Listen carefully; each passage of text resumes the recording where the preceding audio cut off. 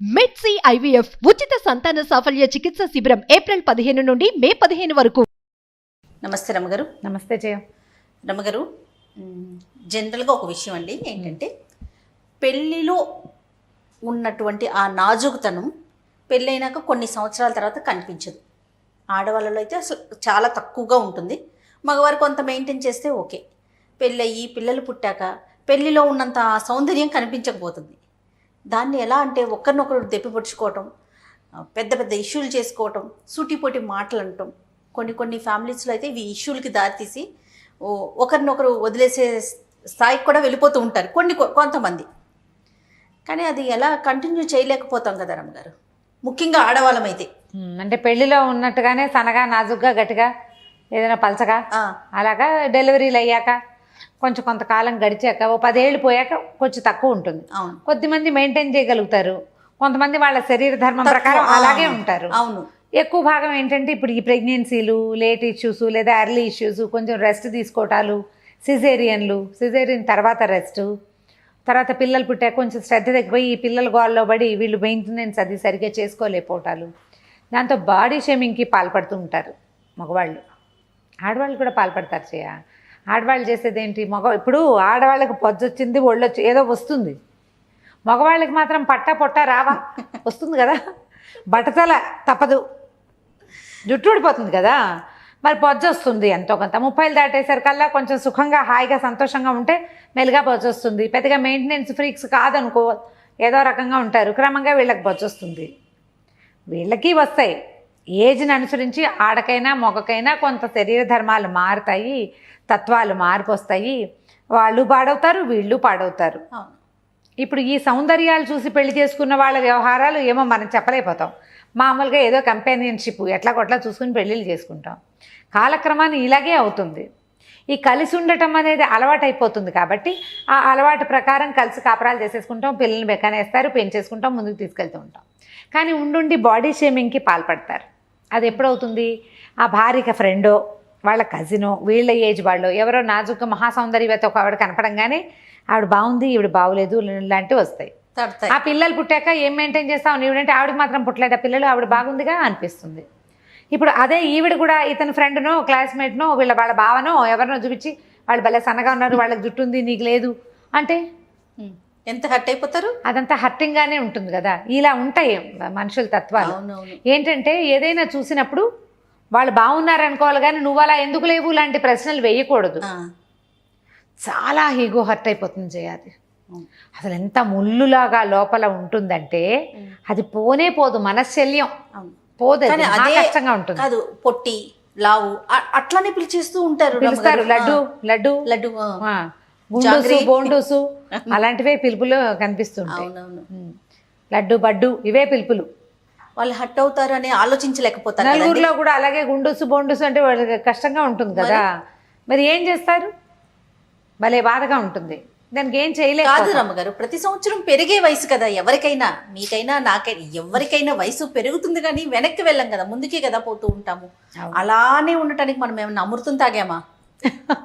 Same ఒకేలాగా అదే figure maintain చేయటానికి అంటే ఎలా ఎవరికైనా తప్పదు కదా. మనం కూడా ఇలాగే మార్పు వస్తుంది, మనం కూడా ఇవాళ మారకపోతే రేపొద్దున మారుతాము.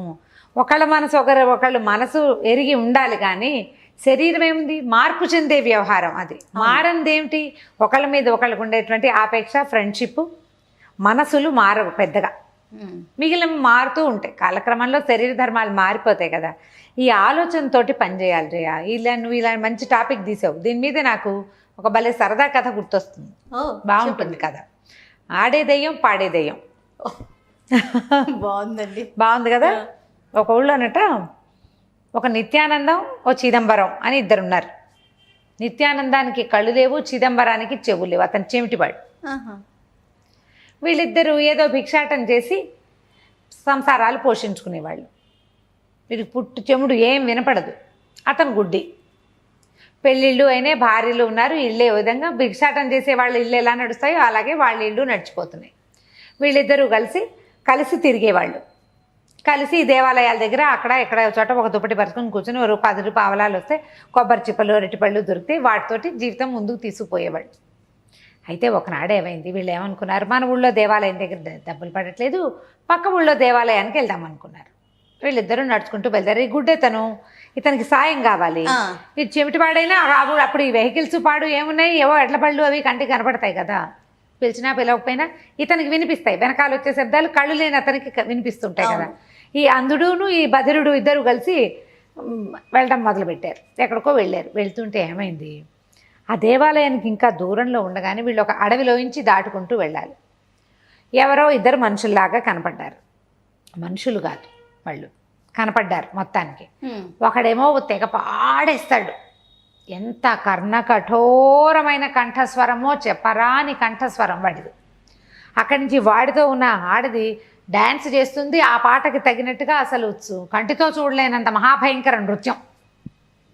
వీళ్ళిద్దరూ హడిలిపోయారు.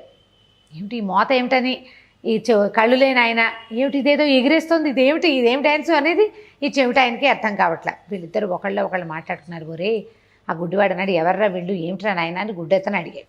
అంధుడు అడిగేసరికల్లా ఈ చెవిటి ఆయన అన్నాడు, ఒరే వీళ్ళు మనుషుల్లాగా లేరురా, కాళ్ళు నేల మీద అంటలేదు, కాళ్ళు అంటలేదు, పిచ్చచాల్లాగా ఉన్నాయి. ఊరికే గబుకు చూస్తే మనం దూరం నుంచి మనుషులు అంటున్నాం కానీ వీళ్ళు మనుషులు కాదు, నేల మీద కాళ్ళు లేవు వీళ్ళకి. అది తెగ పాడేస్తుంది, ఆ పాట చెవులు పగిలిపోతున్నాయిరా అంటున్నాడు గుడ్డైన ఆ మగవాడు పాడే పాటకి. ఇక కళ్ళుండి చెవులు లేని ఆయన ఉన్నాడు కదా, నాకేం వినపడదు కానీ అదేం డ్యాన్స్ రా, ఏమి ఎగురుతుందిరా, కోతిపిల్ల ఎగిరినట్టు, చూడలేక చచ్చిపోతానంటే వీళ్ళిద్దరూ మాట్లాడుకుని ఏమనుకున్నారు, ఎవరికైనా పొగడ్తా ఇష్టం, పిశాచాలు మనకు కనపడ్డాయి, మనం చీచీ తప్పుకోండి గిప్పుకోండి అంటే అవి మీద పడి ఏం చేస్తాయో తెలీదు, అందుకని బాగుందంటే సరిపోతుంది. తెలివిగా ఆలోచించారు. ఎంత బాగుందో అంటే సరిపోతుంది. ఏదన్నా తృణవ పణమో ఇస్తే కనీసం ముందు వదిలిపెడతాయి, తృణం ఇవ్వకపోతే పీడా పోయేది, ముందు వదలాలి కదా. అందుకని ఈ గుడ్డ ఆయన ఏం చేశారు, చప్పట్లు కొట్టారు. బాబా ఏం పాట, ఎంత చక్కటి పాట, ఎంత పరమాద్భుతమైన పాట, ఇలాంటి పాట నా జీవితంలో వినలేదన్నాడు. అని పెద్ద గొంతేసుకుని పాడుతున్న పిశాచం టక్కిన పాట ఆపేసింది. ఏమిటి నా పాట అంత బాగుందా అని గుడ్డ ఆయన అన్నాడు. అబ్బో ఎంత చక్కటి పాట అమ్మా, ఎంత చక్కటి పాట, అసలు ఇలాంటి పాట నేను జీవితంలో వినలేదు సోదరా, ఎవరు నువ్వు, మీ దేవురు, ఎక్కడ నేర్చుకున్నావు ఇంత గొప్ప సంగీతం అని ఈయన.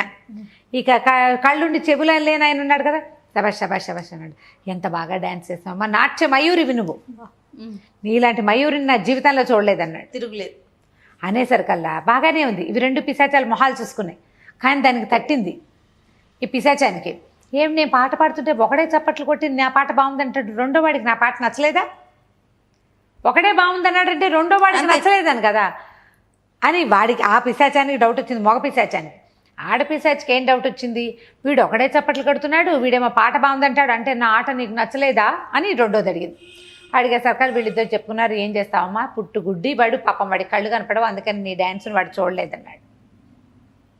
చెప్పాడు తనే, నీ డ్యాన్స్ని నేను చూడలేను, వాడికేమో చెముడు, నా పక్కనున్న వాడికి సంగీతం వినపడదు, నేను సైగ చేస్తాను, వాడికి తట్టి ముందుకెళ్ళు వెనకెళ్ళు చెప్తాను, గట్టిగా చెప్పాలి, వాడికి మామూలు సౌండ్లు వినపడవు, అలవాటుగా నేను మాట్లాడతా కాబట్టి వాడికి తెలుస్తుంది అంతే అని చెప్పాడు. చెప్పేసరికల్లా పిశాచాలు రెండు మొహాలు చూసుకున్నాయి. అయ్యో పాపం, నీకు చెవులు వినపడవు, నీకు కళ్ళు కనపడవా అంటే కనపడవన్నారు.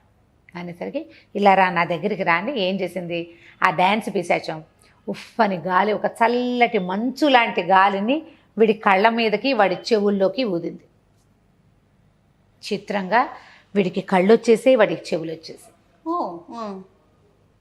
తనకి కళ్ళు వచ్చేసినాయి. ఆ గుడ్డ తనకి పాపం కళ్ళు తెరుచుపోయినా కనపడుతుంది. ఆ పిశాచం చేసే డ్యాన్స్ చూడలేక జుట్టు పీక్కుందామనిపించింది. ఈ చెవిట ఆయనకి ఇప్పటిదాకా ప్రపంచంలో ఏ విషయమూ బాగా వినపడదు, ఏదో ఒక్కొక్క మాట ఎప్పుడైనా కొంచెం తెలుస్తుంది. ఆ కర్ణ కఠోరమైన గార్ధవ స్వరంతో పాడే సంగీతాన్ని వినలేకపోయాడు. సరే ఎంతో బాగుంది, మళ్ళీ రేపొచ్చి కలుసుకుంటామన్నారు. అన్నాక ఇద్దరు ఇళ్ళకి బయలుదేరి వెళ్ళిపోయారు. ఈ గుడ్డ ఆయన తడువుకుంటూ ఊళ్ళోకి వెళ్ళటం అలవాటు. కళ్ళు తెరిచి చూస్తుంటే ఎటు వెళ్తున్నాం ఏమీ తెలియటల్లా పాపం. కళ్ళు మూసుకొని నడవటం మొదలుపెట్టాడు. తన ఇంటికి చేరాడు. తలుపు కొట్టాడు. తన తలుపు తీయంగానే ఒక ఆవిడ ఎదురొచ్చింది. పరమ కురూపి ఆవిడ. ఈయన నిర్ఘాంతపోయాడు ఈ గుడ్డ ఆయన. ఇప్పుడు కళ్ళు వచ్చేసినాయి కదా, అమ్మ ఇక్కడ ఒక చింతామణి ఒక ఆవిడ ఉండాలి కదా, ఆవిడ ఏది అని అడిగాడు. నేనేనయ్యా చింతామణిని, మీ ఆవిడ్ని అన్నది. దాన్ని నీకేమిటి కనపడుతున్నానా, నేను నీ కళ్ళు ఎట్లా కనిపిస్తున్నాయి అని అడిగింది. ఈయనకి ఎంత బాధ వచ్చేసిందో, ఇదేమిటి ఈ కురూపుతోట నేను ఇన్నాళ్ళ నుంచి కాపురం చేస్తున్నాను, అబ్బో దీని మొహం పగలు చూస్తే రాత్రి కళ్ళకి వచ్చేలాగా ఉందిగా, అబ్బో ఈ కురూపితో ఎలా బతకాలరా దేవుడు అనిపించింది. కళ్ళు మూసుకుంటే బాగానే ఉంది, తెరిస్తే చచ్చిపోతున్నాడు. కళ్ళు చూడలేకపోతున్నాడు. తెరిస్తే భార్య కనపడుతోంది. ఆమెమో పరమ కురిపి, చట్టి ముక్కు, మెల్లకన్ను, పళ్ళు ఎత్తు, గబగబా వంట చేసి పెట్టింది. మొత్తాన్ని నీ కళ్ళు వచ్చేసి మనం ఎంతో అదృష్టవంతులం, చక్కగా 4 పనులు చేసుకుని బతకచ్చని సంతోషించింది. ఇచ్చేమిటి ఆయన ఇంటికి వెళ్ళాడు, తలుపు కొట్టాడు. ఎవరితో వస్తున్నా అని మొగస్వరం వినపడింది. ఈయన ఏమనుకున్నాడు, ఎవరన్నా చుట్టాలు వచ్చారా మన ఇంటికి అని అనుకున్నాడు. మగవాడి గొంతు తెలుస్తోంది. తలుపు తీస్తే వాళ్ళ ఆవిడ నుంచుంది. ఎవరే వచ్చారు మన ఇంటికి అని అడిగాడు. ఎవరు రావటం ఏమిటి, నేనే అని. ఆనంగానే ఈయనకు తెలిసింది పెళ్ళాం మాట్లాడితేనే మగవాడు మాట్లాడినట్టు ఉంటుంది. ఇదేమిటి నీ గొంతు ఇలా ఉంటుందా అన్నాడు. ఆనంగానే ఆవిడ ఆశ్చర్యపోయింది. ఏమిటి నీకు వినపడుతోందా, ఎలా వినిపిస్తోంది నీకు అంటే ఓ పిశాచం వరం ఇచ్చింది. ఇక ఆ పెళ్ళాం ఎన్ని కబుర్లు చెప్పిందో మొగుడికి. పెళ్ళైనప్పటి నుంచి మాట్లాడేదామనుకున్న ప్రతి మాట ఇవాళ మాట్లాడేసింది. ఈయనకి చెవులు పీక్కుందామనిపించింది ఆ గొంతు వినలేక. మరి వినలేడు. ఇన్నాళ్ళు తెలియదు అసలు అమ్మాయి కంఠస్వరం అలా ఉంటుందని తెలియదు ఆయనకి. ఇక బిక్కమొహం వేసుకుని ఉన్నాడు. సాయంకాలం అయ్యేసరికల్లా మెల్లిగా లేచి ఆ చిదానందం ఇంటికి వెళ్ళాడు. నిత్యానందం, చిదానందం ఇద్దరు ఒకళ్ళ మొహాలు ఒకళ్ళు చూసుకున్నారు, చెప్పుకున్నారు. ఓరి నాయన, మా ఆవిడ గొంతేం గొంతురా, కర్ణ కఠోరంగా ఉంది, మొగ గొంతురా, అది మాట్లాడుతుంటే మొగాడే దాని నోట్లో దూరి మాట్లాడుతున్నట్టుగా ఉంది, నేను వినలేకపోతున్నాను రా అని వీడు. అయ్యో మా ఆవిడ ఎంత కురుపోరా, చూడలేక చచ్చాను అనేసరికి సరే ఏం చేశారు, మన ఇద్దరం వెళ్ళి పోయి పిశాచాల దగ్గరికి వెళ్ళి వాళ్ళకి చెప్దామనుకున్నారు. అక్కడికి వెళ్ళేసరికల్లా 2 పిశాచాలకి చెప్పినాను, ఈ కన్నొద్దు ఈ చెవొద్దు అని చెప్పారు వీళ్ళు. మాకు ఇవ్వద్దు అనేసరికి ఆ పిశాచాలు 2 ఆశ్చర్యపోయినాయి. మరి ఇన్నాళ్ళు నీకు కళ్ళు లేవు, వీడికి చెవులు లేవు, మీతో కాపురం చేయలే వాళ్ళు? ఈ కళ్ళు లేని అతనితో కురూపైతే మాత్రం కళ్ళన్నా లేని వాడితోటి కాపురం చేసింది, ఎంత బాగా చూసుకుంది నేను. కళ్ళు లేని వాళ్ళతో కాపురం అంటే ఎంత కష్టపడాలి వాళ్ళు. అవతల రెండో వాళ్ళు చాలా పని చేయాలి. వీళ్ళ ఇబ్బంది వీళ్ళకు ఉంటుంది, అవతల వాడు ఎక్కువ ఇబ్బంది పడాలి కదా. ఆ అమ్మాయి మరి ఆవిడ మంచితనంతో కదా. ఇప్పుడు చెమిటాయన ఉన్నాడు, ఏం చెప్పినా వినపడదు, ఏ వస్తువు తీసుకురాలేడు, కాగితం రాసిస్తే కానీ కుదరదు, ప్రతిదీ రాసి చూపించాలి. ఎంత చచ్చి ఉంటుంది ఆవిడ పాపం. కానీ మంచి మనసుతోటి నీతో బాగానే ఉంది కదంటే పెళ్ళాలతో కంప్లైంట్ లేదు, ఆవిడ రూపంతో ఈవిడ గొంతుతోటి తప్ప. ఈ 2 పిశాచాలు వాళ్ళిద్దరికీ అర్థమయ్యేలాగా చిన్న కౌన్సిలింగ్ చేసినాయన్నమాట. రూపాలకి స్వరాలకి వాటి వెనకాల వెళ్ళకండి, మనసు వెనకాల వెళ్ళండి. ఆ మనసుతోటే వాళ్ళు ఇంతకాలం మీతో కాపురం చేశారు. మీకు భగవంతుడు ఇలాంటి అవకాశం ఒకటి వచ్చింది, అవకాశం పిశాచాల వల్ల. వీళ్ళల్లో అవయవ లోపం ఉంది, అది సరి అయ్యేసరికి ఎదుటి వారిలో నుంచి లోపాలు వెతుకుతారు. ఎవరైనా అంతే కదా. ఇద్దరు మళ్ళీ బుద్ధి తెచ్చుకుని ఇంటికి వెళ్ళిపోయారు. కాస్త కాళ్ళు చెవి వినపడ్డము, కన్ను కనపడ్డం వచ్చింది కాబట్టి ఏదో కష్టపడి పని చేసుకుని భార్యలతోటి సుఖంగా ఉన్నారు. పిశాచాలు చేసాయి, ఆడే పిశాచం పాడే పిశాచం 2 కలిసి వీళ్ళిద్దరిని సరిచేసినాయి. ప్రతిసారి మన జీవితంలో ఎవరొచ్చి మనని సరిచేస్తారు? పిశాచాల కాలం కాదు కదా. దేవుడు రాడు, దయ్యము రాదు. ఖచ్చితంగా మనని మనం సరి చేసుకోవాలి కదా. మనతో పాటు ఉన్న మన కంపానియన్ని చిన్న బుచ్చితే మన జీవితం ఎలా వెళ్తుంది? ఒక చక్రంతో బండి నడుస్తుందా? ఎక్కడైనా నడవదు కదా. చాణక్యుడు అంత వాడు చెప్పాడు, ఒక చక్రంతో బండి నడవదు. బండి నడవాలంటే 2 చక్రాలు ఉండాలి, కావాలి కదా. ఈ 2వ చక్రానికి దానికి ఆ ఇరుసు మధ్యలో పుల్లలు ఉంటాయి, పుల్లలన్నీ నువ్వు విరకొట్టేస్తే అది ఎట్లా నడుస్తుంది? నీతో పాటు చక్రమే ఉంటుంది, అంతే. యాంత్రికంగా వాళ్ళు మీతోటి ఉంటారు. వాళ్ళని సంతోషంగా ఉంచుకోవాలంటే, వాళ్ళు మనము సమానమైన నడక నడవాలంటే వాళ్ళని చిన్నబుచ్చకూడదు. ఇప్పుడు ఏదైనా వంట రాదు, నేర్చుకోగలరు. అదే అవయవలోపము లేకపోతే సౌందర్యం లేకపోవటము, లావైపోవటమో బక్కచిక్కిపోవటమో ఏదో ఉంటే దాన్ని ఎట్లా సరి చేసుకోగలుగుతారు? ఏదో కష్టపడతారు, కానీ ఎంత మటుకు మార్చుకోగలరు జయ? అసలు లావుగా ఉంటే సన్నబడగలుగుతారు, కొంత ట్రై చేస్తారు. మళ్ళీ బక్కటి వాళ్ళు ఏవో అవి ఇవి తిని ఒక్క రవ నున్నగా అవ్వగలుగుతారు. అంతేగాని ముక్కు, మూతి, కన్ను, చెవి వాటిని మార్చుకోగలమా?